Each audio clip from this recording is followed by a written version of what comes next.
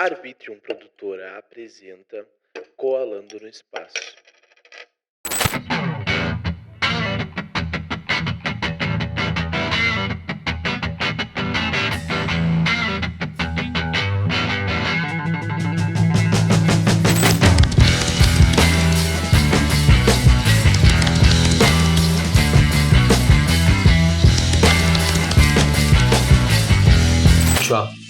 Manda um beijo pra todo mundo que tá te ouvindo agora. Um beijo pra todo mundo. E fala mais o que quiser falar pra quem tá te ouvindo.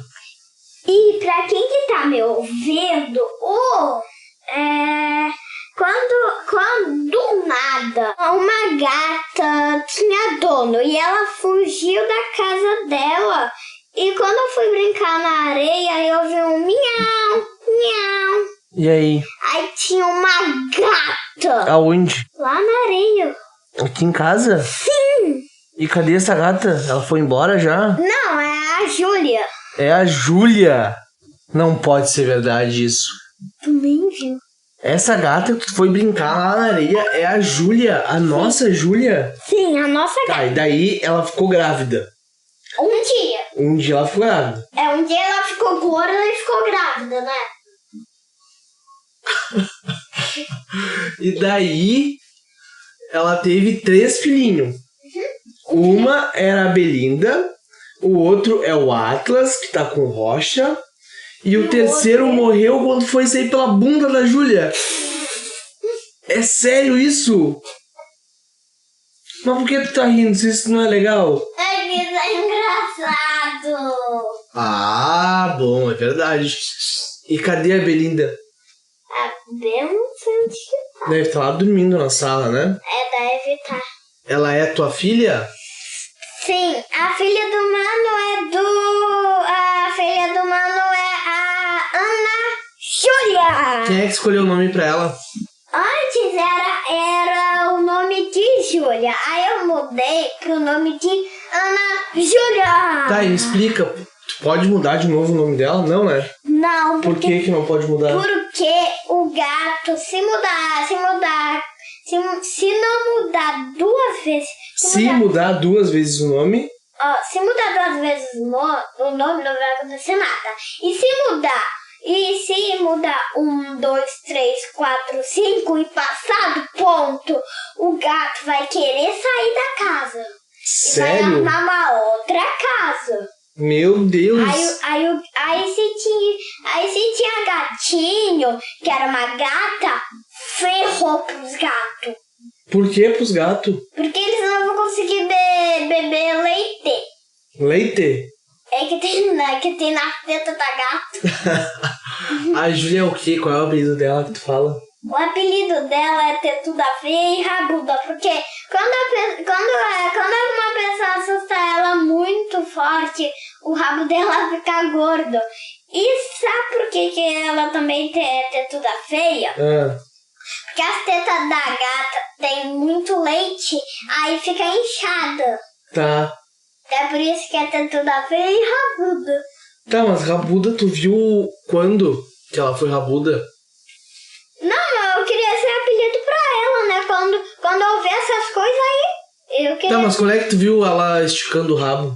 Não, o rabo dela ficou normal e daqui a pouco ficou gordo.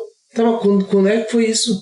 Um dia, quando tu não vê, aí acontece isso, alguns dias acontece. Tá, mas como é que eu vou ver se eu não vou ver? Porque tu vai ter que chegar perto e quando a gente fala agora, é porque a gente se esquece. A gente se esquece de falar que é agora, porque aí o rabo fica gorda dela. Aí tu um dia pediu pra nossa mãe ver se tá inchado a teta das gatas. Aí tava porque tinha muito leite. Leite quente? E eu chamo do leite quando eu vou dormir, eu chamo do leite quando eu vou dormir de mamá. Por que tu chama de mamá? Porque eu só sei falar esse também. E pra contar em inglês é muito simples, 1, 2, 3, 4, 5, 6, 7, 8, 9, 10. E os outros eu não sei ainda. Então tá, gurizada, o episódio de hoje vai ficando por aqui. Se vocês gostaram desse tipo de episódio com meu irmão, me avisem que eu trago mais episódios com ele. Semana que vem tem mais novidade. Eu vou trazer um entrevistado semana que vem, um cara que eu sou muito fã. Espero que todos vocês escutem, espero que todos vocês compartilhem, espero que todos vocês me mandem feedback. E é isso aí. Um beijo, um big beijo, boa semana e tchau!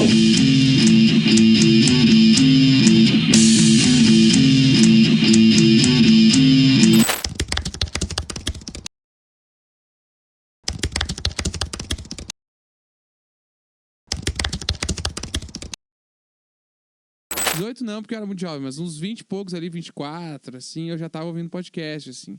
E aí eu sempre gostei do formato, porque é uma parada que me possibilita não ter que fazer vídeo, né? Que vídeo é uma coisa que eu não gosto muito de fazer no geral, porque tem que arrumar a luz, porque tem que arrumar a câmera, eu tenho que me arrumar, enfim, uma série de coisas, decorar texto quando precisa, enfim, é um monte de coisa que não me dava muito chamariz, assim, muita vontade. E aí, quando eu pensei que eu poderia ter o meu próprio podcast, eu... Caralho, meu, é isso, tá ligado? É esse o bagulho que eu quero fazer. Porque pra mim, nunca me encaixei muito nessa parada de fazer YouTube, fazer vídeo e tal. Até clipe pras bandas, assim, eu meio que... Eu faço até pouco, assim, porque eu realmente não curto muito, assim, a parada do vídeo em si. E aí eu... Caralho, meu, eu tenho tudo pra fazer, por que eu não faço? E aí eu comecei a produzir podcasts e tal, e comecei com o podcast, assim, né, que foi o primeiro que eu fiz com a Paty. E então, sempre foi uma coisa que eu me identifiquei muito, né? Até próprio indo um pouquinho antes, assim, ambiente de rádio, até com as bandas e com tudo, sempre foi um ambiente que eu gostei muito, né? De estar e falando no microfone e tal, é uma coisa que eu gosto, assim. Então, pra mim, acabou sendo muito natural. Tipo, tá, eu já tenho tudo, por que não fazer? E aí foi quando eu dei o start no projeto, assim. Bah, meu, pior que comigo foi a mesma coisa. Eu comecei a ouvir podcast e eu fiquei muito afim de fazer um podcast, eu tinha tudo na mão. Até o momento que eu baixei a cabeça e falei, cara, amanhã eu vou postar um podcast.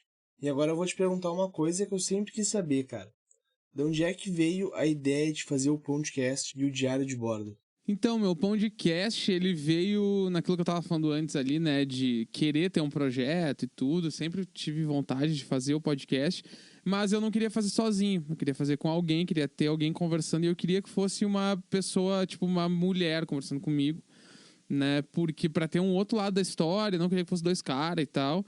E aí eu comecei a pesquisar, tipo, tá, quem eu tenho de amiga que poderia fazer, que seria legal, que a gente trocaria uma ideia. E eu lembro que eu comecei a pensar muito na época, assim, quem poderia fazer comigo. E que a Paty, ela não era minha amiga próxima, assim, a gente era brother, mas não era amigo muito próximo. Mas eu lembro que eu já curtia as paradas que ela fazia. E quando eu pensei em criar o podcast, eu queria que o podcast fosse uma conversa de terapia. Tipo, parada, um assunto que tu levaria pra terapia, mas tu decidiu conversar com um amigo teu. Era meio que esse, ainda é, né, o princípio do troço, assim.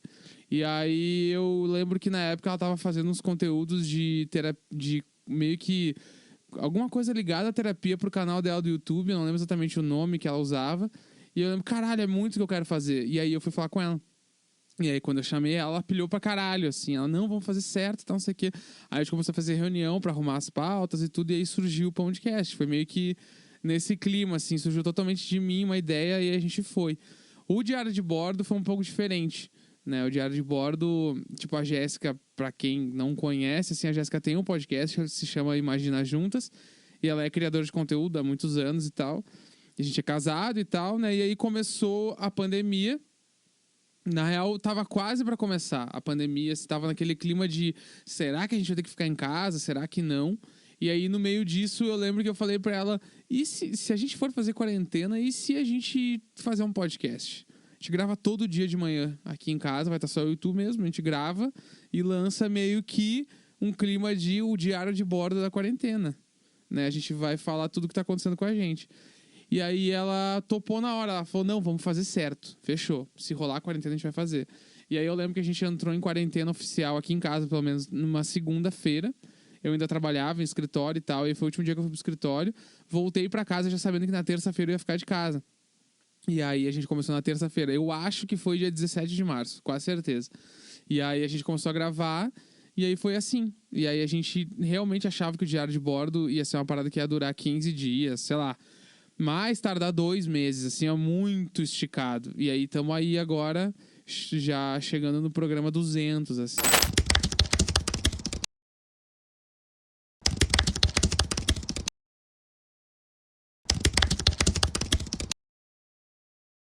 Eu ouvia Racionais, eu ouvia muito Criolo, ouvia bastante funk, que eu acho que é bem próximo, né? Desde pequeno, assim, com a minha irmã, pegava as letras com ela.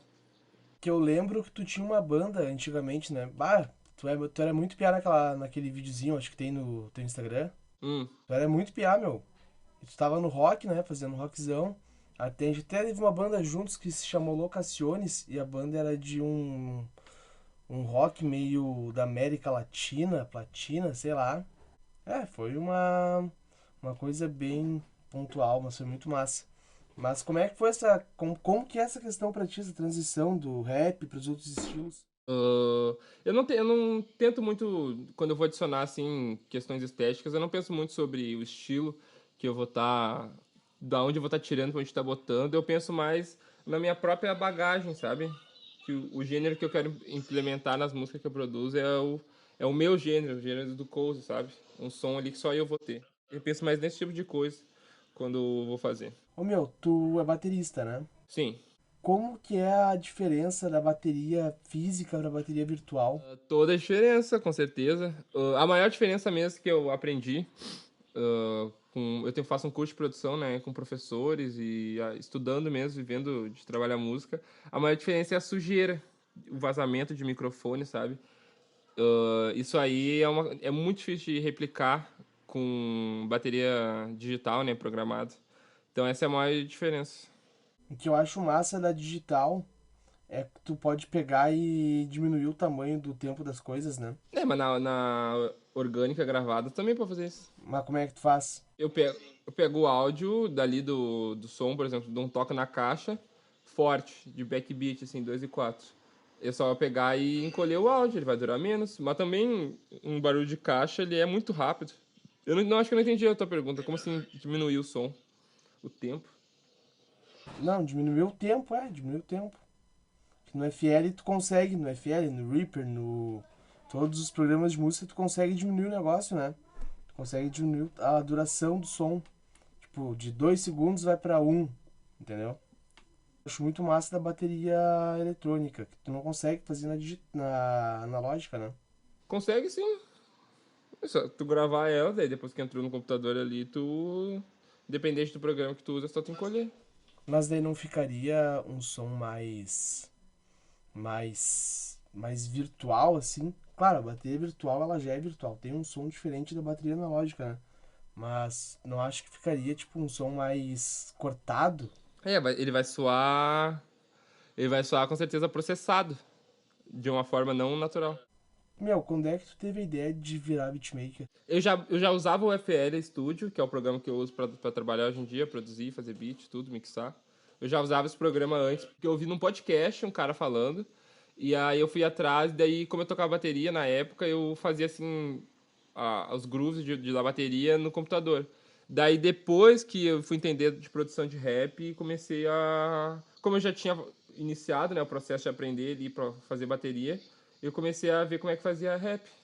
E daí, assim, ó, fui entendendo mais da indústria do rap, dos músicos, dos produtores, dos beatmakers e fui me apaixonando. Hoje em dia, meus músicos favoritos, assim, meus ídolos são produtores de rap. Quem são? Eu gosto muito, muito, muito, assim, do rap do Metro Boomin. Sou muito fã dele, Metro assim. Boomin, nunca ouvi. Ele é um produtor bem... Ele tá de férias há 2 anos, assim, 1 ano e pouco, ele sem lançar nada, ele tá meio... Meio paradão. Ele tirou umas férias, assim, sabáticas, assim, eu acho. Que nem o Matuê voltou agora. E aí, mas assim, ó, O que tu achou desse álbum do Matuê, mano? gostei muito. Sério? Aham, gostei a full. Só tem uma música ali que o beat é mais diferente, que eu não gostei muito.